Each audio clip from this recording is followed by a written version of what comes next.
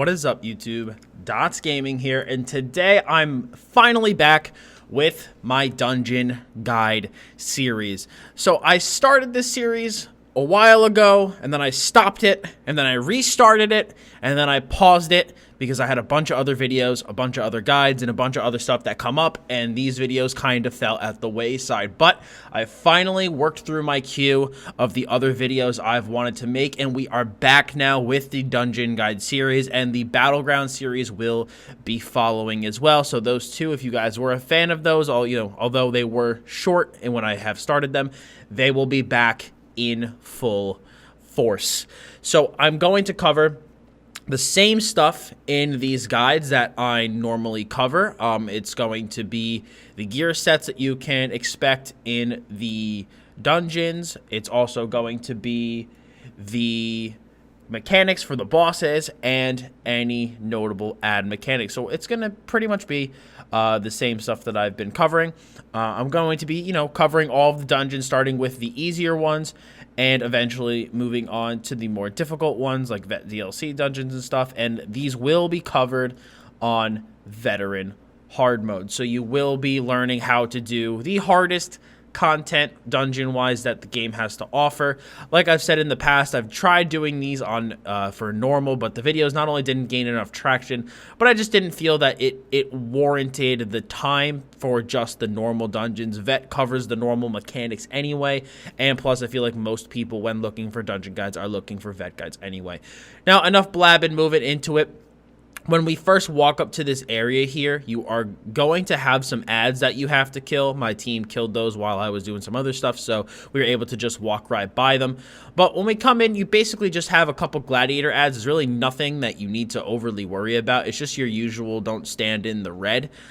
Nothing super crazy you need to worry about here. By the way, I will be sprinkling the sets in between the dungeon bosses here so you can see what you need to do set-wise. So our first boss here is Grunt the Clever.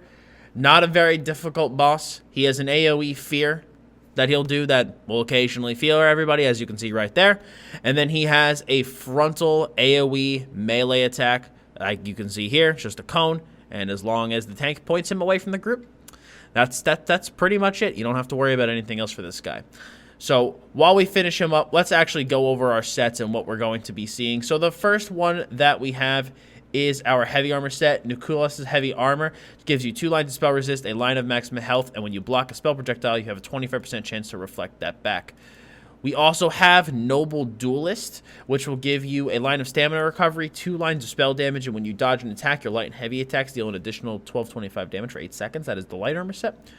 Our medium armor set is going to be Sword Dancer, which gives you a line of weapon critical, a line of max dam, a line of weapon damage, and adds 450 weapon damage to your dual wield abilities. And then finally, the monster set here is Troll King, which will give you 2% healing done. And when you heal a friendly target, if that target is still below 50% health, their health recovery is increased by 1548 for 10 seconds. Note that is not halved by Battle Spirit in a PvP environment. So when you walk down the corridor here, you're going to basically come into this gladiator area where you have to fight a couple waves of ads to basically get to the next boss, which are those 4 guys standing up top, and they are the wolf pack, basically. It's just 4 different ads that will turn into werewolves. You have 1 that is just a basic warrior, 2 that are, 1 that's just your basic warrior, 1 that's a mage, 1 that's a healer, and 1 that's like a Nightblade or a rogue or whatever. But you just have to go through these couple of gladiator ads. We chose to stand over here, made it a bit easier for the grouping, I believe, but you can really stand wherever you want. It doesn't particularly matter. The ad waves are not anything you need to worry about. It's just, couple Nightblades, couple generic mages, again, just very, very simple mechanics here. Obviously, avoid the AoE whirlwind attack from the Nightblade type characters. It's just your standard ad mechanics. Don't stand in the red. Tank, keep them grouped up with Silver Leash, Unrelenting Grip. Taunt the ones that you can to, get your Major Fracture and Major Breach up. Just, basic mechanics. So I believe now we should have our big boss guys drop down. I think we've gone through enough waves here. And here we go. So we have the bosses drop down here. And in terms of mechanics for each individual boss, the Snag Grow Mashul will do a whirlwind AoE attack with his two-handed weapon. Just simply don't stand in that and you'll be fine. The Fire Mage, Nusana, will cast a beam of fire. Everyone in its path, you can see that going along the ground. We also have the Healer, who will heal people and just cast generic spells. And then the Rogue will do similar mechanics to what you've seen from the other ads here in this dungeon so far, I believe. Nothing crazy that you need to worry about. You can pretty much tank, though. I'd say tank as many of these as you can, if possible. And as you notice, they did all turn into werewolves. So when they do get to a low percentage of HP, they will turn into werewolves. I believe it's 30% health. They will turn into werewolves and have werewolf-type mechanics. But again, as you saw, we went through them very easily. It's not an overly difficult boss fight. Really nothing that you need to worry about. I would just recommend going for the Healer first, and then after that you can pretty much take down whatever ads you want to.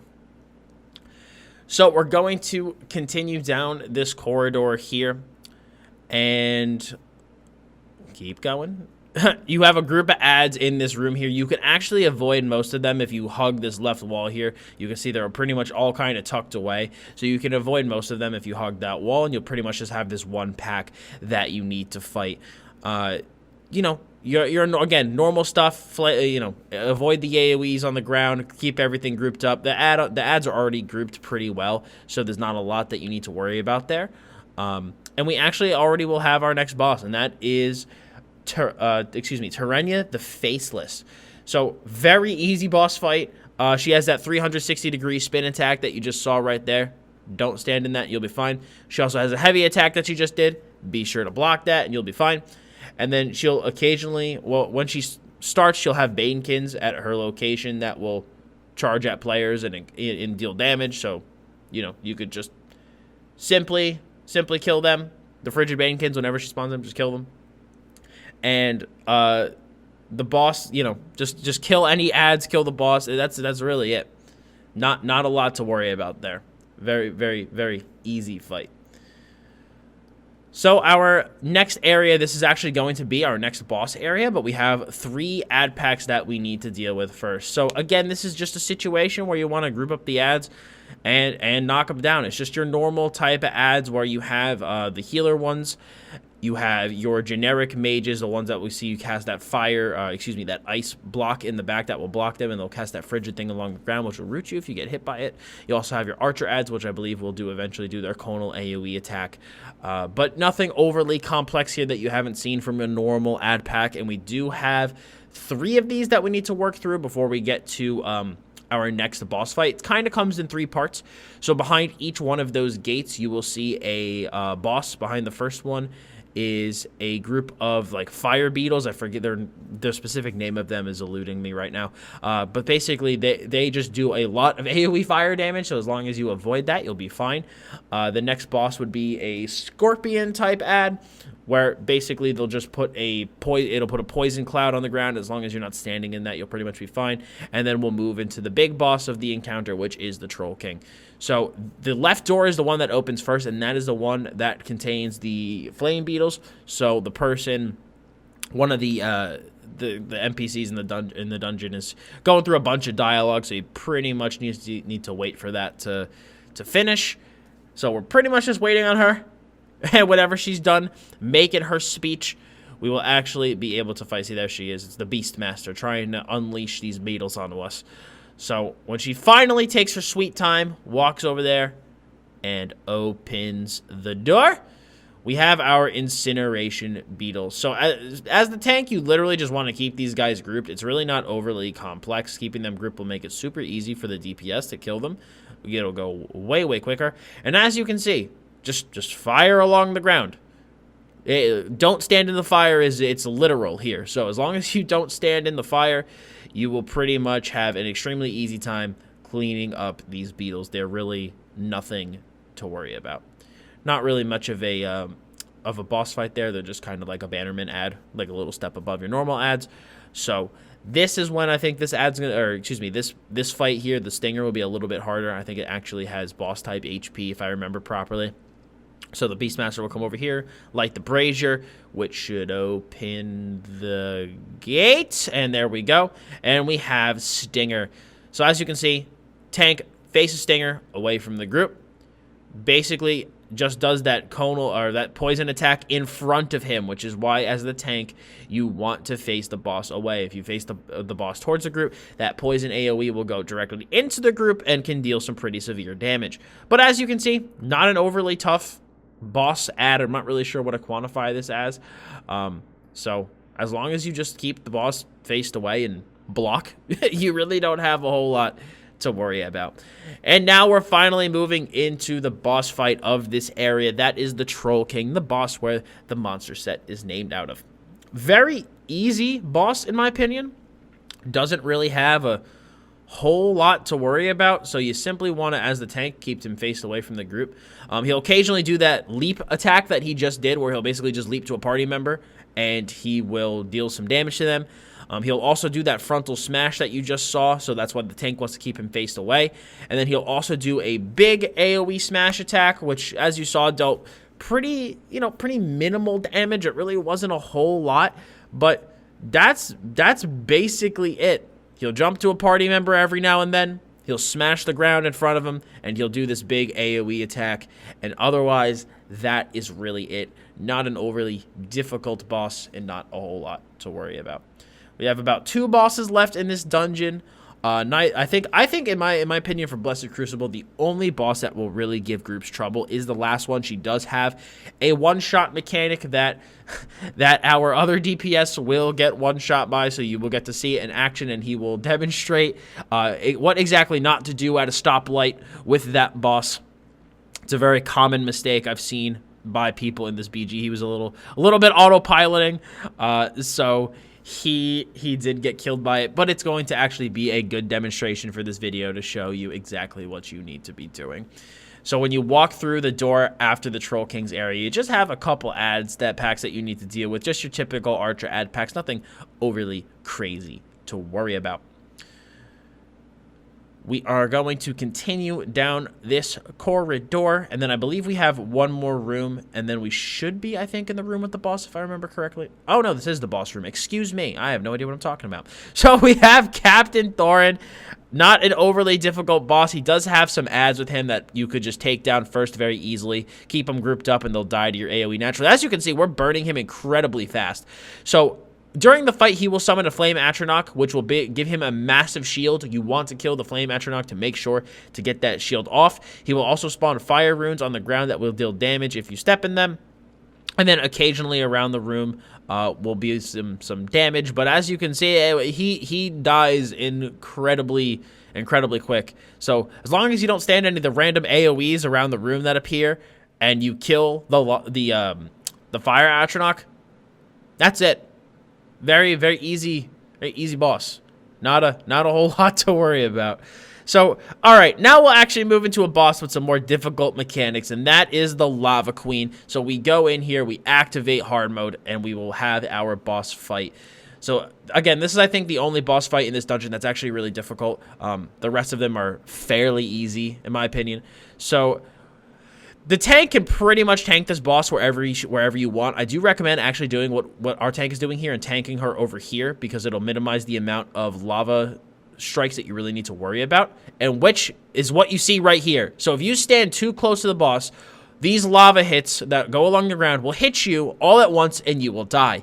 If you get hit by those, it is a one-shot, basically instant kill for a DPS or for a healer. I believe a tank can survive it as long as you're not hit by multiple, but as a DPS or a healer, you will get one shot. So if you do what our other DPS did and stand really close, and you will just get absolutely cleaved. Now you can see when she's about to do it, because she lifts her sword up above her head with 2 hands, and then stabs it into the ground just like that. So when you see her do that, you know the lava attack is coming, and you want to back off or you're going to get wrecked. She will do the same thing that the previous boss did and summon Lava Atronachs, which will put huge shields on her, so you want to make sure... I don't know why I said lava. I meant Flame Atronachs. So you want to kill them so that you make sure that that shield is taken off her. She also will do a heavy attack, as you just saw right there. As the tank, you want to simply block that, and you will be fine. Also, due to the area we are in, as you can see, we're in a very lava-esque area. You want to avoid the random AoEs that appear along the ground from the lava. As you can see, basically ground AoEs are shooting from along the side, so you want to just avoid those. And finally, she will randomly at players basically shoot like a lava or fire attack that will deal damage to you. As you can see, our healer just took a huge amount of damage. So if at all costs you want to be able to block that, or you will take that pretty heavy damage. But besides that, that's pretty much her mechanics. I would say the biggest thing that trips up group is this attack right here, the ground flame attack. You need to step back as far as you can so that you have the most amount of time to react to the attacks, and you want to avoid those, because if you don't, you'll pretty much just get one shot and you will get wrecked, and your party will have a little bit of a tough time recovering if you can let all of these mechanics add up. But that's pretty much it, guys. Blessed Crucible in the book. It's really not an overly difficult dungeon, as you can see. Fairly easy. The Lava Queen's really the only boss with some, in my opinion, worrisome mechanics. But otherwise, the dungeon is fairly easy. So let me know what you guys think of it. I hope you guys enjoyed this dungeon guide and are glad that the series is going to be back. You can expect these videos at least either once a week or once every 2 weeks, depending on how my schedule lines up. But these videos are back. You can expect them now. So I hope you guys are excited. And like I said, if you enjoyed this video, I'd appreciate it if you left a like on it. Any questions about the dungeon, please leave a comment below. And to be notified of the rest of the Dungeon Guide series, as well as keep up with all the great ESO content here on this YouTube channel, please hit that sub button, as well as make sure to hit the bell to keep notifications on. So I want to thank you all so much for stopping by today. I very much appreciate it. As always, I'm Dots Gaming, and I'll see you all in the next one.